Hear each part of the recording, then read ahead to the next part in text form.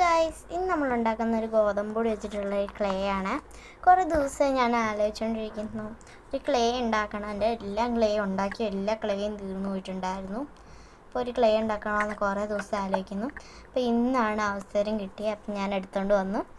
ഇന്ന് നമുക്ക് വേണ്ടത് മൈദയാണ്. നമുക്ക് കുറച്ച് മൈദ കൂടെ ആഡ് ചെയ്ത് കൊടുക്കാം. ഇട്ടിട്ട് ഞാനിവിടെ നന്നായിട്ട് ഇളക്കിയിട്ടുണ്ട്. ഇനി നമുക്ക് ഇതിനകത്തോട്ട് കുറച്ച് വിനീഗർ ഒഴിക്കണം.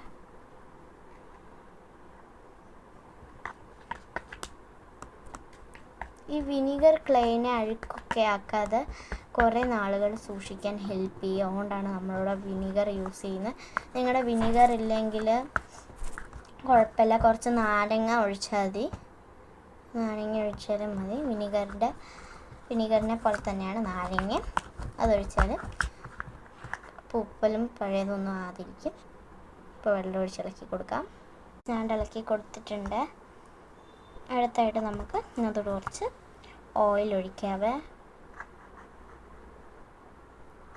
ഞാൻ ആവശ്യത്തിന് ഓയിൽ ഒഴിച്ചിട്ടുണ്ട്. ഇനി നമുക്ക് നന്നായിട്ട് ഇളക്കി കൊടുക്കാം. നമ്മളിത് ഇളക്കി ഇതുണ്ട്. ഈ ഒരു കൺസിസ്റ്റൻസി ആകുമ്പോൾ നമുക്കിത് നമ്മുടെ കൈ കൊണ്ട് എടുക്കാവേ. വാവ് ഗൈസ്, ഇത് നന്നായിട്ട് സ്ട്രെച്ച് ആവുന്നുണ്ട്. നല്ലതായിട്ടുണ്ട് ഗൈസ്. അപ്പോൾ ഇത്രയേ ഉള്ളൂ ഇന്നത്തെ വീഡിയോ. ഈ ക്ലേ വെച്ച് നമ്മളൊരു അടുത്തൊരു ക്രാഫ്റ്റ് ഉണ്ടാക്കുക. ക്ലേ വെച്ചിട്ട് വേറൊരു സാധനം ഉണ്ടാക്കുക. അത് നമുക്ക് അടുത്ത വീഡിയോയിലിടാം. അപ്പോഴത്തേക്കും ബൈ. പിന്നെ നിങ്ങൾക്ക് വീഡിയോ ഇഷ്ടപ്പെട്ടിട്ടുണ്ടെങ്കിൽ ലൈക്കും സബ്സ്ക്രൈബും ചെയ്ത് സപ്പോർട്ട് ചെയ്യണേ. ഞാനൊരു വീഡിയോ ഇട്ടായിരുന്നു, ഭഗവാന്റെ വീഡിയോ ഇട്ട്. നിങ്ങളതിന് ഒത്തിരി അധികം ലൈക്ക് ചെയ്തിട്ടുണ്ടായിരുന്നു. അതിന് വളരെയധികം നന്ദി. നിങ്ങൾ ലൈക്ക് ചെയ്തുകൊണ്ട് വളരെയധികം നന്ദി ഗൈസ്. ഇനി ഇങ്ങനെ ചെയ്തുകൊണ്ടിരിക്കുക.